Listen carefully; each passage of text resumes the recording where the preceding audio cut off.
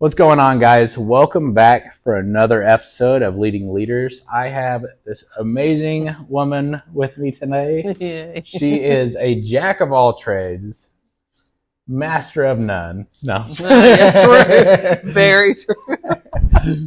Sister Naoma, go ahead and tell us a little bit about yourself. I'm Naoma Nance. I am the pastor's wife, co-pastor, whatever you want to call me, of Starting Point. I have to think about that because we were Temple of Praise for so long. Married to Jeff Nance for 30 years this year. Mom of 4, and like you said, a jack of all trades. I'll just do everything, a little bit of everything. Been in Seminole my entire life, born in the old Seminole Hospital, and been here forever. Awesome. That is funny. That's what I was talking to Michaela about before, and I was like, I don't even know where to start. And she's like, what do you mean? I said, Sister Naoma does everything. Like, there's nothing that she doesn't do. But I just want to pick your brain a little bit. And how did you know being a leader in ministry is what you were called to do? I don't know if from a very young age, as far back as I can remember, I always knew who God was. If that makes any sense. I can't make that rational to people because I don't understand the... I didn't care what God thought. I just did it anyway. I was always that kid that was like, no, I'm going to go to hell for this. I can't do that. And so I just always knew who God was and where he was in my life. And I didn't always probably step into where I should have been a leader in ministry.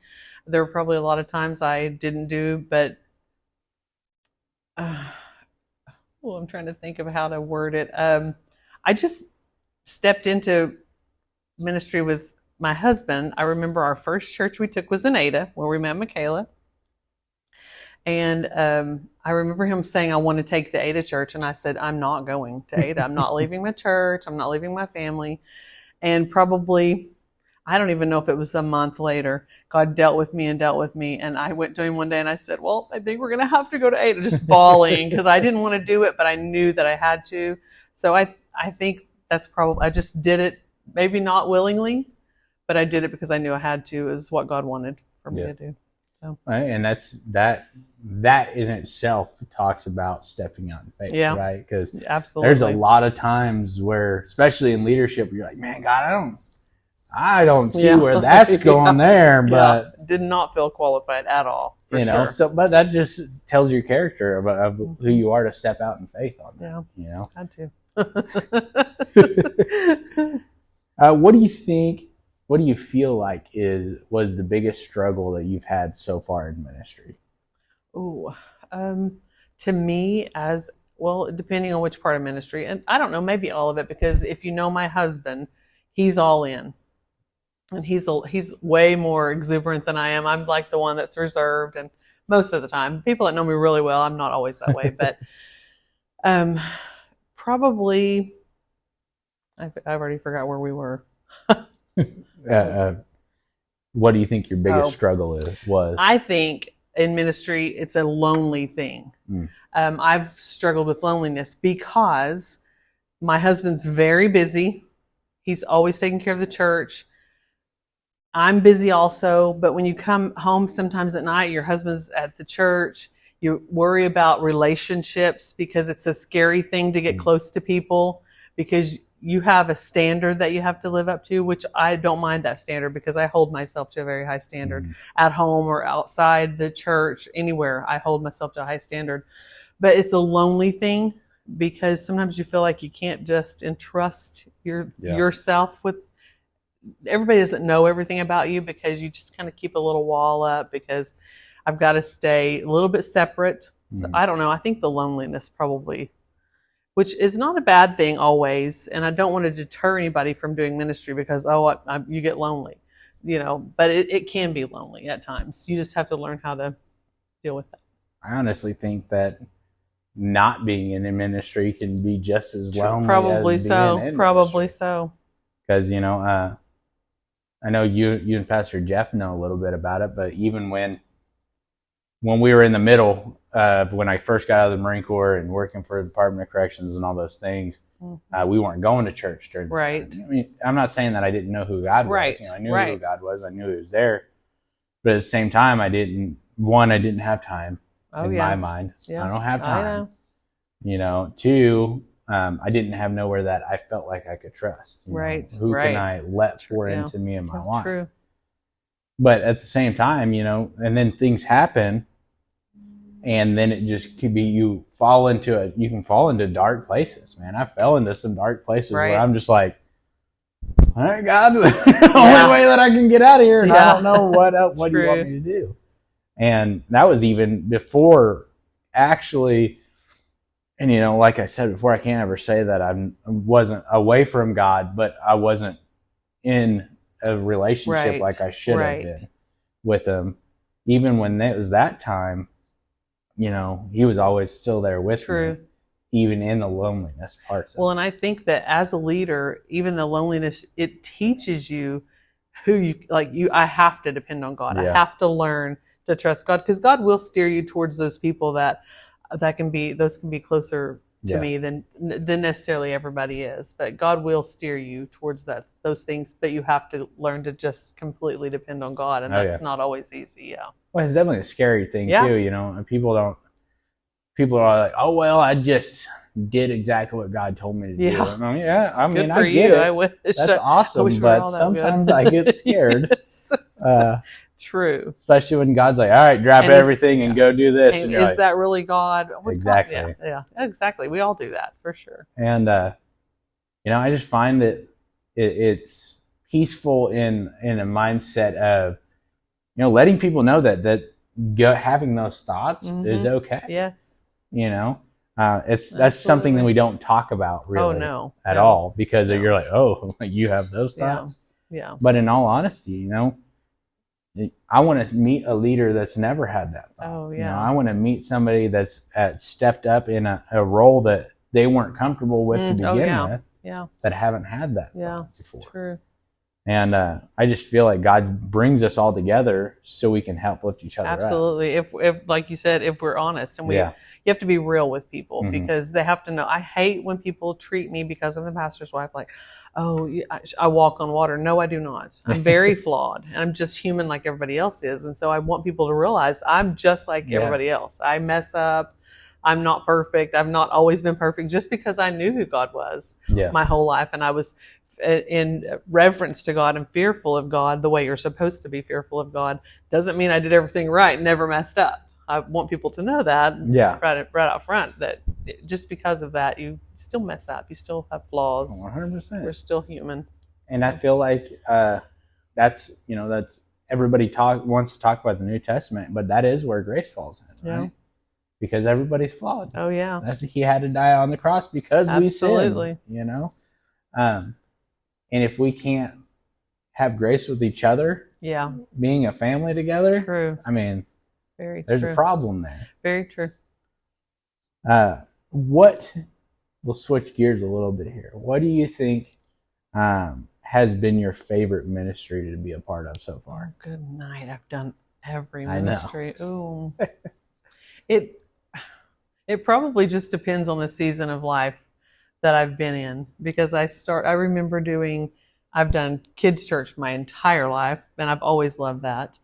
It was probably easier when I was younger. I might not have been as patient, but probably anything with little kids has been my favorite, just because they are so non-judgmental.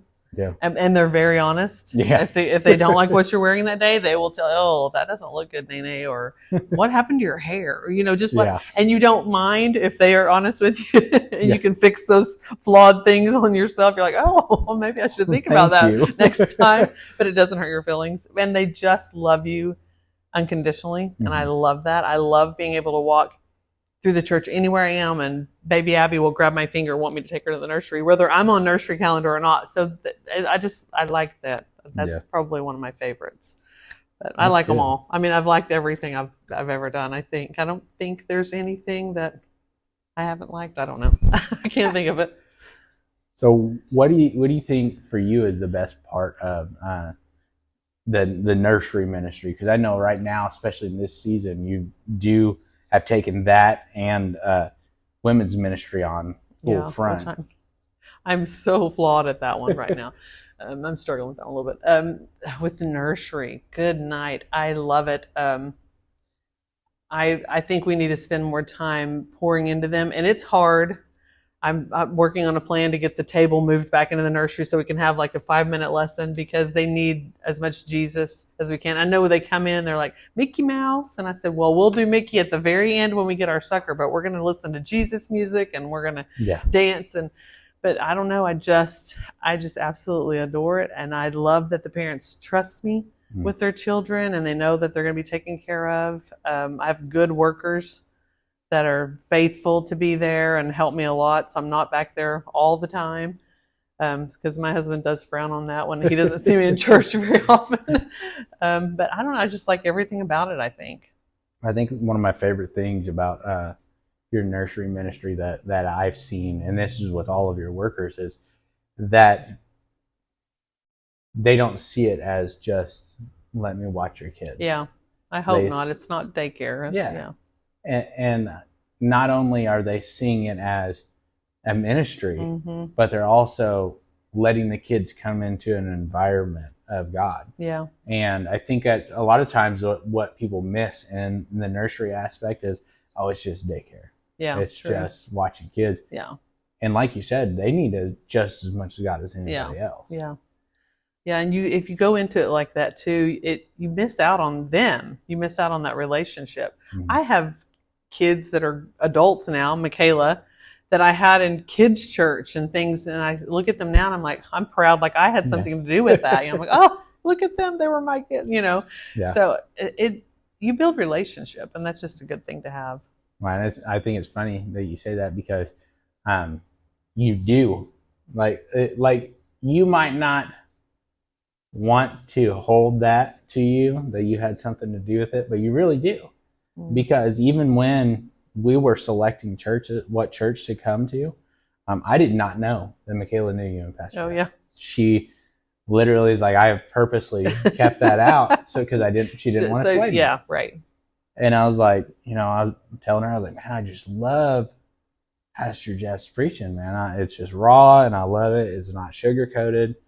I said, I really feel like that's where we need to go. And we tried like 6 or 7 churches, and I was like, I really feel like this is where we need to go. And of course, she was like, oh, absolutely. And then later I find out that she knew you guys, and I was like, oh, really? She goes, yeah, they're really what brought God to me in that time when I was with them. So you sometimes I feel like, you were talking earlier about how we feel like we're not making an impact, but it's just, sowing that seed. We're sowing those little seeds. And even if it's just one person that you spoke to, that you got that seed, you never know who you're talking to. Never stop doing it either, because you're going to reach somebody eventually. Yeah. Yeah. So it's awesome that you said that, because I just wanted to let you know that you have, heck, my family wouldn't be here today. Yeah, there you go. Thank God for that. Yeah, if y'all guys... If I didn't love nursery. Exactly. If you didn't love nursery, you didn't love kids' church. Tell my husband that's okay that I'm in nursery all the time. So I know that from Michaela's the one that told me this. I know that you did van ministry for a while. Oh, yeah. And both churches. I wanted to pick your brain on what was your favorite part of van ministry. Well, the parents probably wouldn't like it, but I think it's the honesty of the kids, because man, did they have some stories. That was one of the things I loved. But we also, talking about Ada, we went to Ada in Tabernacle of the Congregation was the name of our church. And we were there from 99. We left in 2003 because Olivia wasn't quite 1. And we have kids, I say kids, that are now in their 30s, like Michaela, that came to our church, and they'll still see my husband when he's down there working, and they'll say, Pastor Jeff, and they remember us picking them up, and he'll have to remind me, the house that was on 4th Street over here, and then I'll remember which kid he's talking about. So, like I said, again, it's kind of relationship that's long-standing, and when you make an effect, adults come and go, and that's a horrible way to say that, but they get fickle and they get mad and they leave, and they may never talk to you again. because they got mad about something. Little kids that you reach and you teach, they're going to see you 30 years down the road and be like, I remember you. I had one recently in one of the stores was working, and she said, are you kin to me? I know you from somewhere. And I said, no, I know your grandpa, but you used to come to our church. Oh, that's how I remember you. But they just remember who you are. And you, I don't know, it's the relationships, I think, that come out of it. I love that. My best thing to say to anybody that hasn't done van ministry, and you can ask your husband, because me and him have talked about it before, where he said, you know, you don't have to do it all the time. And I was like, yeah, I mean, I get it. Right. I understand. I don't have to do it all the time. Hard. And, you know, there's been some times on the van where I was just like, woo. Yeah. I'm never doing this again. Yeah. But at the same time, like you said, man, you create those relationships with those kids. And, you know, I think that's one of the biggest things in that ministry is the time that they can't get you by yourself there. Yes.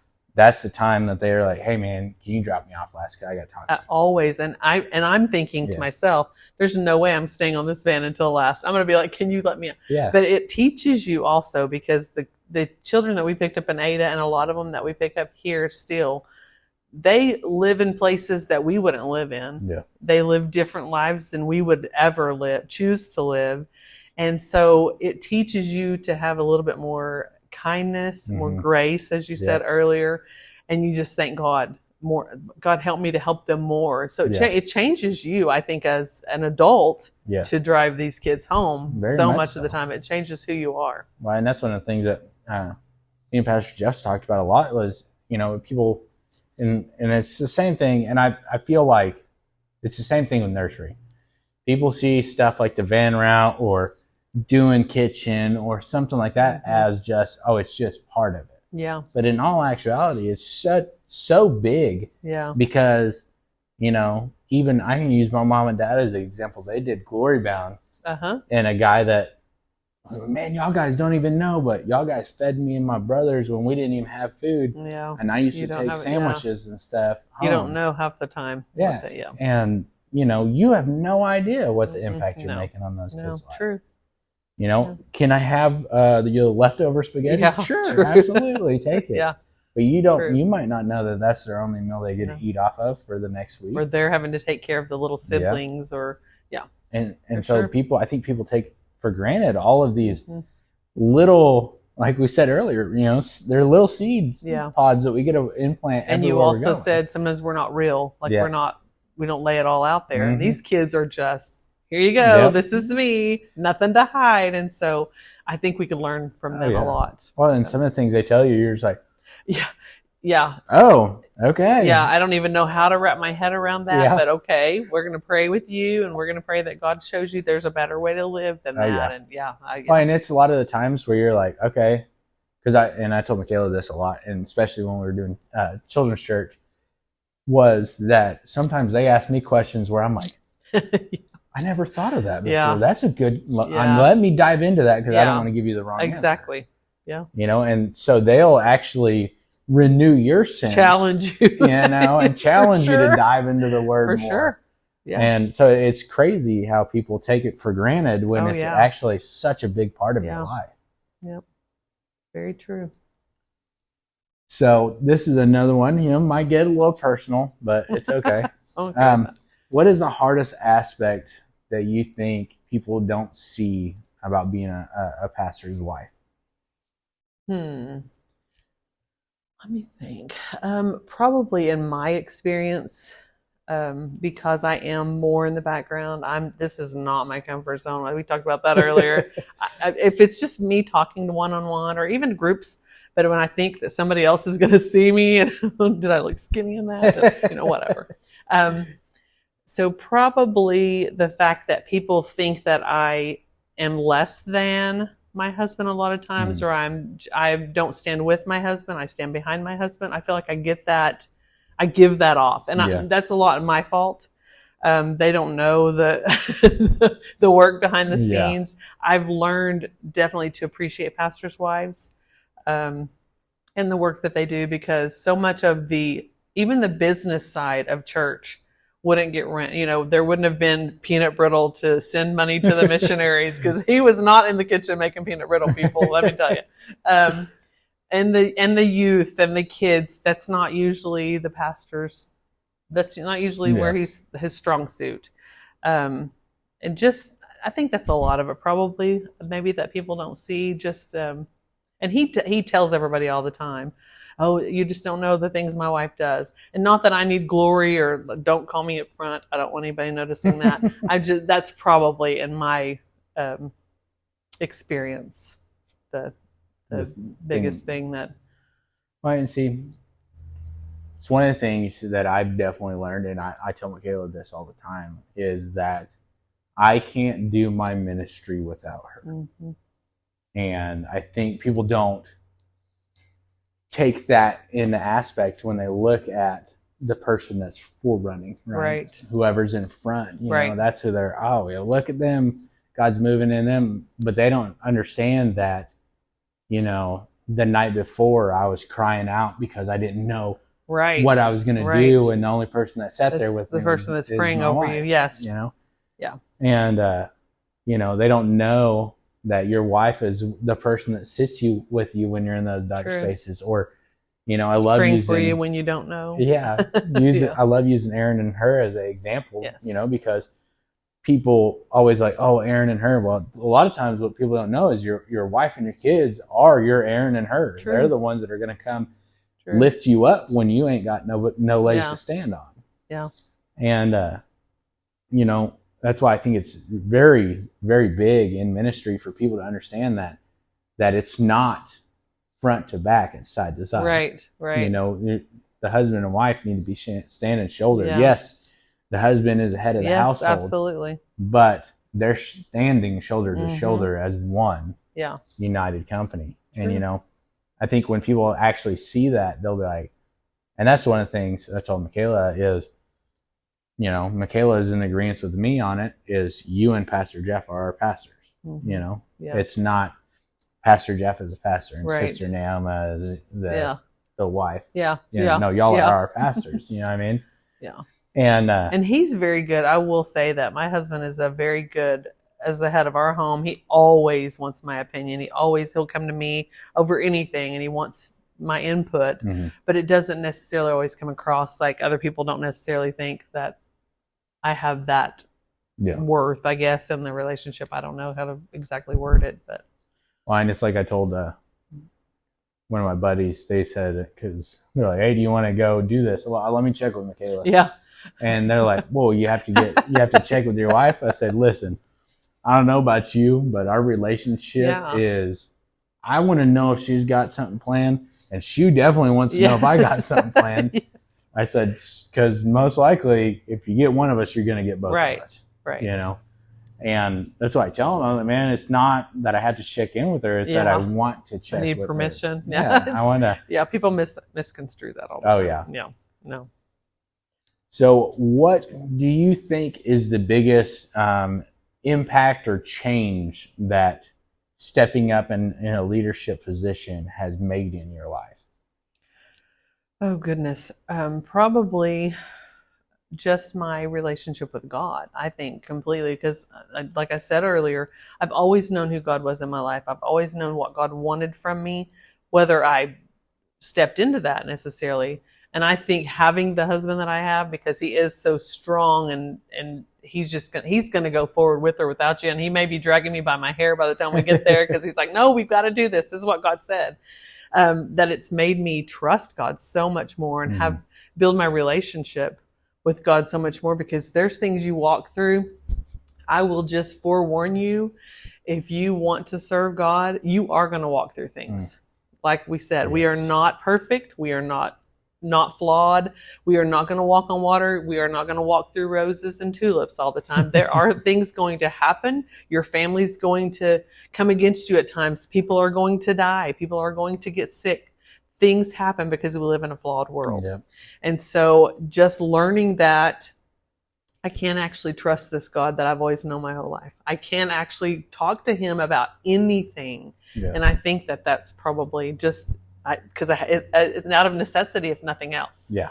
So my thing would be to tell him, jump in. Yeah. Jump in full force, and you'll figure it out, because you will learn really quickly who you can depend on. And so I think that's built my relationship with God so much stronger. That's awesome.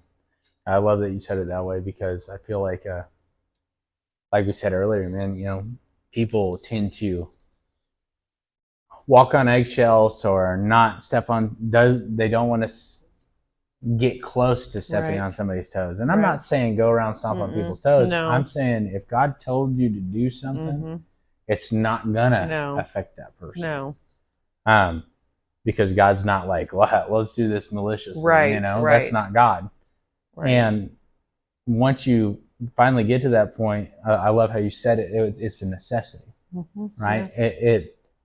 So I told one of my buddies, and he's like, "Wow, I just wish that I could get to the point where I can just give it all to God." I said, at a certain point, it doesn't it's not a can I give it to God? It's I ain't got nothing else but to give it to God. You know, I said at a certain point, it gets to that in your life where it's not can I, it's like, all right, God, this is yours anyway, so go ahead and take it. I'm sorry I held on to it for so long because I'm almost half dead, but okay. Yeah, exactly.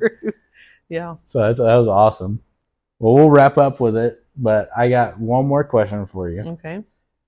What would be your advice to give somebody as they step in or step up in the leadership position? Well, the younger me, before we pastored, I would say run for your life. But I'm just kidding. I wouldn't really ever say that because even when I didn't want to do it, I knew that I had to do it. And so I just did it, whether I knew what I was doing or not. There's so much access to different books and podcasts. And I mean, you guys can look something up on your phone. Now, we had to study and try to find answers. So find somebody that you've tried, that you know for a fact is a godly person, and try to get a little bit of mentorship maybe under your belt, but don't ever hesitate to jump in full force, like I said, and let God be God. Sometimes I think we say we know who's the sovereign God, but then we're like, but God, now I know you told me to do this, but I think if I did it this way, so he's not sovereign God to us. Yeah. My husband just preached on this. Right, I stepped on my toes a little bit Sunday because I hold on to things still, but I eventually will give them to God. So I think jump in. Don't be afraid to jump in. I mean, good night. We start new jobs all the time. Everybody they want to make more money, want to do this, want to do that. And so we start a new job and we're in full force. I'm going to figure this out. I'm going to be the top person. I'm going to be the biggest salesperson. I'm going to make the most money. So why can't we save the most souls for God? So let's jump in all the way in. Don't just dip your toes, jump all the way in, and God will help you if you let him help you. And he will put people in your path that will definitely direct you and help you along the way. And I completely 100% agree with that. And tell you, like I told Billy, when I first came to Temple of Praise, as it was then. Yeah, I know. When I first came, you know, I wasn't looking for mentorship or leaders or anything like that. I actually specifically made a stipulation with Michaela and God about I don't want any leadership role whatsoever. You know, I just want to get God, and that's it. Good luck telling God what you want. Yeah.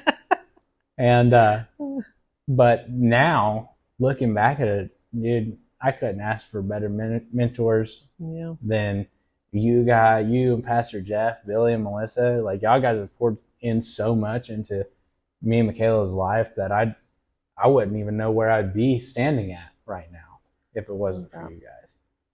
So now being able to jump full force in because we have mentors that tell us we're not going to let you drown. Yeah, you just got to let go. We're there with you. Yeah, we're not going to let you drown. We're here for you. And I think it's amazing that we have that opportunity to have y'all guys as our mentors.